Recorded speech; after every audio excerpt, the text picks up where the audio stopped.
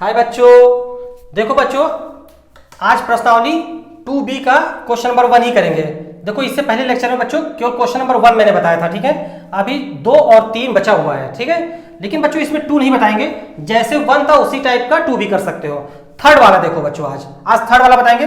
Third इसलिए बता रहा हूं बच्चों, देखो ये यूपी 2020 में ही आ चुका है, ठीक है। पेपर का नाम क्या है? MV, ठीक है बच्चों। तो ये आ चुका है, चलो इसको सॉल्व करते हैं बच्चों।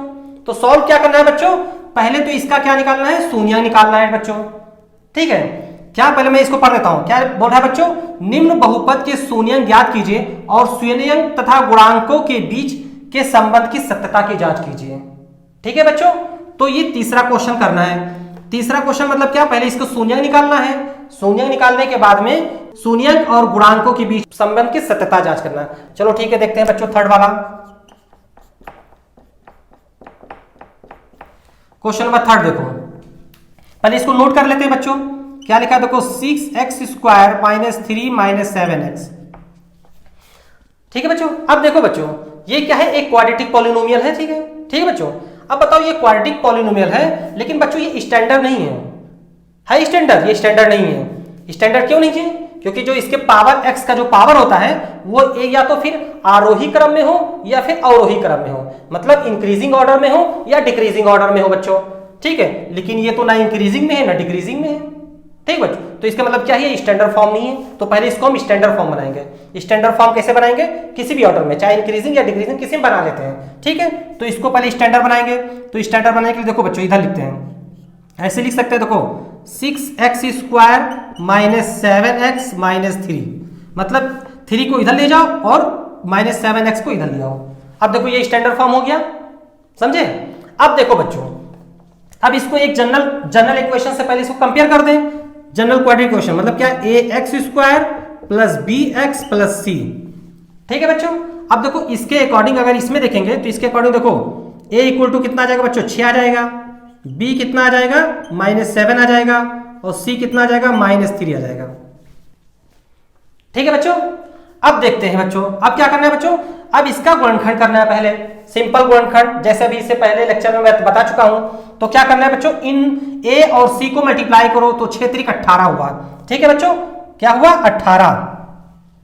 18 का ऐसा दो पद में गुणनखंड करना है कि 7 आ जाए। तो 7 कैसे है? देखो 9 दूनी 18, और इसको ये भी लिख सकते हैं, देखो 2 माइनस 9 बराबर -7। देखो -7, तो देखो ये b के बराबर आ गया बच्चों, ठीक। तो इस तरह से बनाना है। अब देखो इसको हटा देते हैं, उसके बाद बनाते हैं, ठीक है। देखो तो इसका मतलब ये पहले लिख लेते हैं, क्या है? 6x² माइनस 7x माइनस 3, ठीक है, इक्वल टू क्या लिख सकते हैं बच्चों? देखो इसको लिख देंगे, देखो 6x² minus 9x plus 2x minus 3, ये हो जाएगा बच्चों। अब देखो ये इक्वेशन सेम है, ठीक। अब देखो क्या करेंगे, इसमें ये दो पद ले लो और ये दो पद ले लो। तो इसमें देखो 3 से कॉमा कर ले 3x, तो ये हो जाएगा 3 दूना 6, तो 2x हो जाएगा, और 3 त्रिका 9 -3 हो जाएगा। और इस तरह से देखो ये 2x -3 हो जाएगा, ठीक है बच्चों, ये आ गया। अब देखो क्या कर सकते हैं, देखो ये हो जाएगा, देखो 3x + 1 और इंटू 2x -3, ये आ गया बच्चों, गुणनखंड हो गया, ठीक। अब इसका मतलब क्या हो बच्चों? देखो इसका मतलब हुआ, देखो क्या, आप सबसे पहले जीरोस का मतलब क्या हुआ? ये वैल्यू 0 होना चाहिए, 0 का मतलब ये वैल्यू 0 होना चाहिए। तो इसका मतलब ये 0 होगा या फिर ये 0 होगा बच्चों। तो अगर जीरोस के अकॉर्डिंग निकालें तो इधर देख लो बच्चों, तो इसका मतलब क्या? जीरोस क्या हो जाएगा बच्चों?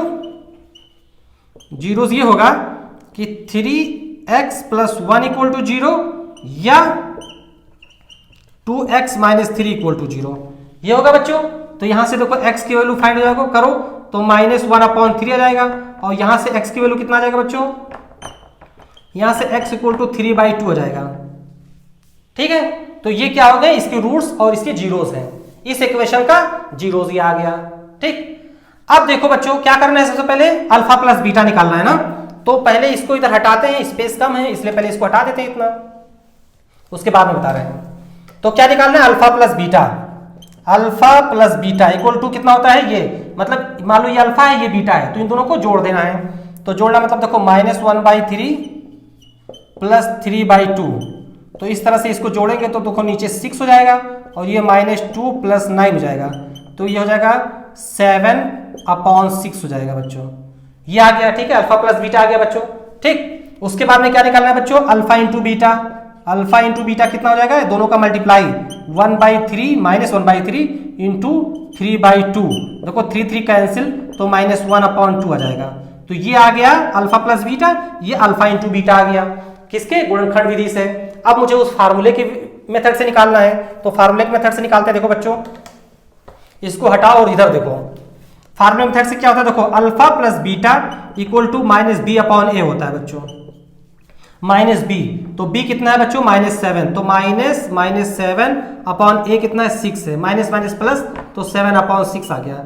देखो बच्चों यहाँ कितना था, 7/6। नंबर 1 एक सत्यापित हो गया। अब अल्फा इंटू बीटा देखो बच्चों, अल्फा इंटू बीटा क्या होता है, c/a हो जाएगा बच्चों। तो c कितना देखो -3, a कितना है 6, तो इस तरह से कितना -1/2। देखो यहाँ पर कितना था, अल्फा इंटू बीटा -1/2, यहाँ पर अल्फा इंटू बीटा -1/2। तो इस तरह से बच्चों प्रूफ हो गया कि नहीं हो गया, ठीक है, ये इस तरह सॉल्यूशन है। ठीक है, नेक्स्ट टाइम देखते हैं।